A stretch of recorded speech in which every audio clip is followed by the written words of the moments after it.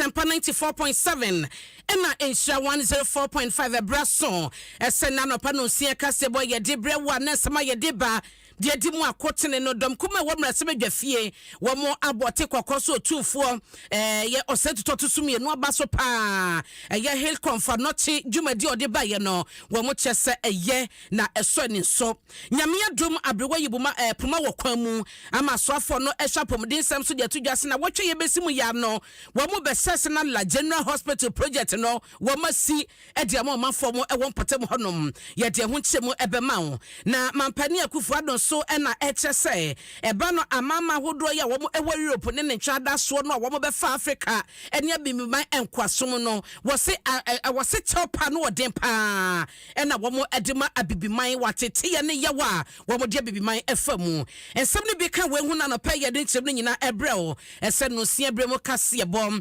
Ecobank se de Pan African Bank mo ahotoso wo dwade be koso na eye Ecobank be sia wo pe wo benya na wo de ase wo dwade ni mu na wo hu si wo kakra bia eye Ecobank ti no abibia ya no akwa Ecobank nchen goil so ema good energy fa wo a wo di go aseni mu ene oil na wo twa no eye goil ena edema to be sene kita wo no kra ni ye sanse ne iji bu odin pa wo be kra ni ye na inji na nya hoden a na eye goil na eboa o Ghana is commission wo se koso na test ne hunu ba bia wo gina se ya dem woni bi wo mojamu na se bi ni mu no wo hu se de tutu na mode afa condom no so won se ye ma no mfa nsem won so nsaye mfa nkonkosem bo ho ba na yade no wo mo kyese e wo ho pa ban he banyare wanyina bedwane wo mo so eboa dompemu na ye ne yare dare pa ye expertise no eye nompemu ite eye wo dompemu sisi achi ba bi eye wo dompemu a wo ti ya wana se ha wo no bra ban he ba ye betu ase e de amount na DBS Industries Limited yakofa dan so bonye ma ye papa ene de aba nti fie na wusie na du se wo boso no wo street traffic nyina no yenten ena ewo se obegye no eye DBS Industries Limited Franco Trading se CCTV papa mobile phones ne ho accessories papa air condition ena TV set papa ne yetonton de ma ye nyoma ne boda form eye quality wo tonso a eche wonum ne nyuma kwa no payin wo mo ebo ye chidomedian mejeso ene ABENA OPOKUA AHWENEƐ anapa DJ wana ena ebo mchidom sami producer ena Jamestown Jeko wachama tumu live ewo Facebook ena YouTube yansasiye na ensem nchemu no yemfa emmao Adom FM Yensen samna se ani efiti ukai se na wotwetwemu na wote kokoso asante hene wotu force tutu ya wotusu mienu na wonkwaso na edi dwumade bi hihye so adono ne efe ne hill comfort note ya na wo hwanim se ne sak beka sika $10 million na wo mode akwesem ne miamia hodo comfort note babia wo hiansiesie ene babia mu hia kande no wo mode aye na ajoma pagya ayarsabia ni mu na eno na wo pa hontoma ma tiche ne ene ntinyuma kwa hodo e wasante mamu ne Ghana munyina no bebre no na de wo mo bose koye ene wo musika wo mo adopt hospitals ne facilities ne bia wo mo be yensiesie ni ade no wo munyina ekoye na eno ho sam na Adom kuma no ba no dani okasa ede ma wo mo ewo apomdin emu no eye onumunyafo kwabena minta akando wo de atodwa ene wo kyese no kranie anamo ya asante hini tuye no eye ekoye na senko bi ye hye na wasua ka Ghana ka yekoye nimpa wo se wo musenka banya wote so asodie sanso ono na omanfo ne tu ato de mano se wonye sato ne fanya siesie ene sakraye na so esaya otufo aboyi ene na mo na wotu no wosabasobo woseso bia mane hunu seda na wedie mo apiafo wayade woni omanfo na di ne yie na owani daso ese ohawa hodo ye wonpotem ne ayarsabia honom no na natiemu yi ne na mo wotu edie ehonom enche ebeye krabehwekra Parliament extends heartfelt commendation to His Royal Majesty the Asante Hene Otumfuo Osei Tutu II for his visionary Hill Komfanoche initiative. This noble endeavor aimed at raising $10 million for the renovation of 70-year-old Komfanoche Teaching Hospital reflects His Majesty's deep commitment to improving healthcare infrastructure. Established in 1954, the Komfanoche Teaching Hospital has become a symbol of hope and healing, playing a pivotal role as a referral center for 12 out of the 16 regions, including the northern regions and the western north region, making it indispensable healthcare institution. Since its inception, Komfo-Anokye Teaching Hospital has not served as a beacon of medical excellence, but has also evolved into a crucial teaching hospital since 1975. It is great concern that we address the current state of Komfo-Anokye Teaching Hospital, which unfortunately mirrors the deteriorating conditions observed in many health facilities across the country. According to the preliminary 2023 Harmonized Health Facility Assessment Report, Penya wotini kan openya wodo na kwamra sebedwafia wakasa edema edom kuma no ewo apomden eho ensemu na yemfi honmo na ye wode yenyina mra sebedwafia honmo a wobeka ise na wotwetwa mu la General Hospital honsam eba so pa ma ye ka ho asempa na nyina no mra sebedwani ono ewo ladade kotopon Rita Odole so wa ekoma honsam ewo mra sebedwafia chi omanfo ne brebre na eno chi so no monyafo ni Lante Vanderport ne to so HSS aban na nhye na ayaresabe no ma ni wudwuma ni manim ya no ma nkwankosi am ma fa walla ede ne potamu a emrasebedwafo won kan ha nyina no wo na ye o masasea eso na parliament tie eso na ban ti di ne dwuma wo ma hwe ya ene akoma bosika yo mo de betudwa ewo nya ne mpo na betudwa se ebeba so no wo mo befa kwan bi o mo betime so ema dwumadie no enkose de empanyifo ehwe no na emra na wo soafo no hwapomde ho sam so wo kwa emrasebedwafie ede samo kwato dwatre ye anamo a wo matuo ene de wo mo ye de afa yaresabia no se empanyifo besie ede amomafo no na ne senkan mu no monyafo kwakwa agyeman manu etrese na wotwe ye besimu ya no project no ya sabia no wo mo be hyase asi na eno wo mo etrese wedie nanka ya sempa papa edema omanfo no na wo kyese nyema ba komienu bi eno na kyese twetwetwe nyema na nso no na ema dwumadie no ema so wo sofo ede atudwa se project na enche bia ebe hyase contractor ye behunu no wo sate wo sie no ebe cost wo man sika o man de be hyemu no 50 million euros eno enom de be hyema sase no wo mo ye senka 65 million euros ni sika mo de ba be ye ebra wo mo ewie ye eye bibia wie na kyesese no eso ate aba 50 million euros wo mo kyese drawing ne plan ene ni bibia no enya de a esesa eno chi no asanso de ka ho ese wo mo eguso a etoto enioma na sika no ebi won ma efie he ya ena yo mo boaboa no ano mo de nya ena finance minister so no eye bia de boaye ena wohyemu a omampani so no ena asisudua ese dwumadie no wo mo hyase na wo mo ensan so hwese be kwawie ye pa nti yenti se de yewura kwakwa agyeman manu ekroma se bedwa fie nra wode nsem no etudwa. The Ministers of Trade and Industry, Health and Finance to find alternative sources of funding to recommence the project. Through the efforts of the three-man committee, the Minister for Finance has now identified funds locally to continue the project with the same civil works scope but a reduced price of 50 million euro. The contractors have resubmitted the advance mobilization guarantee to the Ministry of Health, which has been processed to the Ministry of Finance for payment. The project consultants and the ministry's technical team have met with the contractors to draw up a roadmap for the continuation of the project once the funds are received. The contractor indicates that once the funds hit the account, they will remobilize the site within 1 week. Mr. Speaker, so unfortunately I couldn't get some of these and shown on the video, but there are materials on site worth over $8 million that the contractor has put there to recommence work with. They were mobilizing, they actually mobilized, they were on site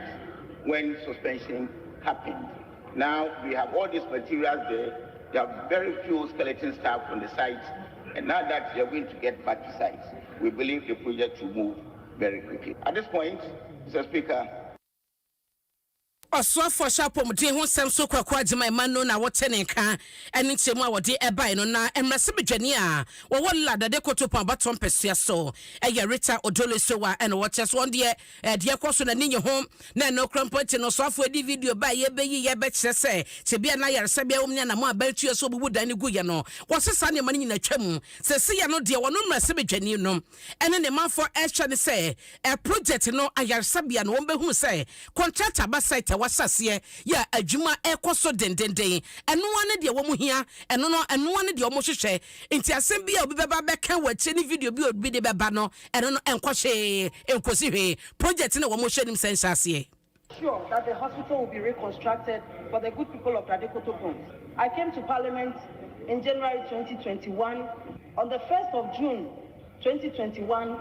I brought a question to the floor of Parliament, and the Honourable Minister answered and said the insurance cover was not ready, so the contractor couldn't move to site, and that they were making plans for the contractor to move to site. And as we speak now,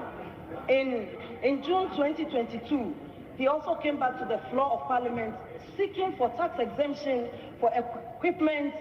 to be procured for the project. Right, Honourable Speaker, as we speak now, the good people of Adekotopon, we have written to the ministry, we have had demonstrations, we've had press conferences, all to no avail. And right, Honourable Speaker, it's too late in the day for us, the good people of Adekotopon, for the minister to come and show us a video in Parliament, something that we were aware of, something that they told us of, and promised us that because of the dilapidated nature of the project, we're pulling it down to make way for a new project. But as we speak, from 2020 August, that sword was cut. We are in November 2023, and nothing has been done to the project. Mami a wotene Kenya mrasebe dwani ono wala dade Kotopon baton pesua no so Rita odole so wa yentoa so enkwa na mampani Akufuado na edi tudwa ya ochese sese no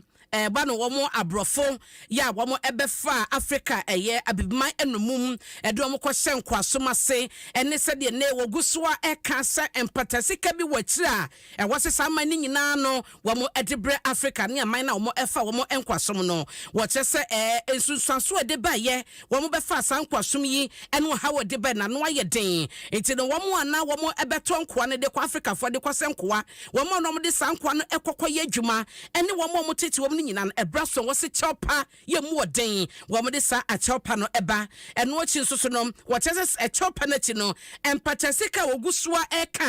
eka no wose ekọ sansa mama dodo na wo mo befa bibiman kwaso mu no wo mo de woso mu nya no wo manya enti atoje se wo mo na ye fa wo mo kwa no so no individuals no wo mabusu ekoni ade wo mo nyina so ebenyam emu emfaso eno ene seba opanyi ade atudwa ya wo hwese ebeye dwuma na akoso. Reparations for Africa and the African diaspora are long overdue. Predictably, the question of reparations becomes a debate only when it comes to Africa and Africans. When the British ended slavery, all the owners of enslaved Africans received reparations to the tune of some 20 million pounds sterling, the equivalent today of some 20 billion pounds sterling. But enslaved Africans themselves did not receive a penny. Likewise, in the United States of America, owners of slaves received $300 for every slave they owned. The slaves themselves received nothing. Take the case of Haiti, which had to pay reparations amounting to 21 billion United States dollars to French slaveholders in 1825 for the victory of the Great Haitian Revolution, the first in the Americas and the Caribbean, which freed the slaves. It was a payment made under duress that impoverished Haiti throughout the 19th century till today. Native Americans have received and continue to receive reparations. Ena wote ye no enochi ena omampani Akufuado nya bochecheche mu ebra sankwasom yi esase de ya brofo yi wo mo de ye bibiman ene wo mo wo mo chiri wo mo kwa wo kwa so se na ye de enkapo ni chains ni ye de agu wo mo sane wo mo nan na ye twe wo maboa so de wo mo ko bi man so ekwakwa ye dwumaden no de si ye no wabochire ama ya bakosam kakra yentie. It began with some 20 slaves from West Africa being forcibly sent in 1619 to the Commonwealth of Virginia